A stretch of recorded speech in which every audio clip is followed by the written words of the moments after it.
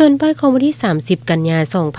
2025นี้ท่านกีทรงลาวางรักษาการเจ้าเมืองคำเกิดพร้อมด้วยคณะได้ลงมอบเครื่องบรรเทาทุกข์เบื้องต้นให้แก่ครอบครัวที่ถูกน้ำท่วมบ้านสุบยวงโดยมีท่านหัวหน้าห้องการแห่งงานและสวัสดิการสังคมเมืองการจัดตั้งบ้านและประชาชนภายในบ้านเข้าร่วม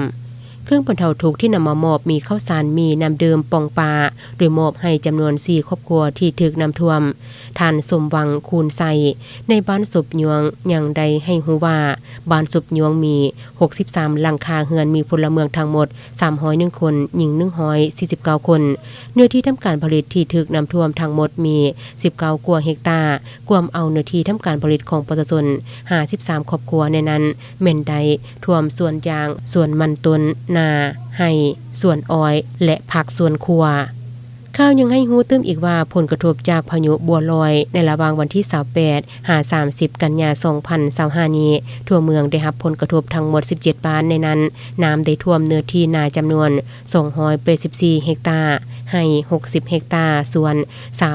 375เฮกตาร์ท่วมเหือน19หลังคาเหือนห้องการบ้าน1หลังโรงเรียน1หลังท่วมทางเลข1อีมี2จุดคือบ้านนำพาวและบ้านพลไซบ้านทงแซน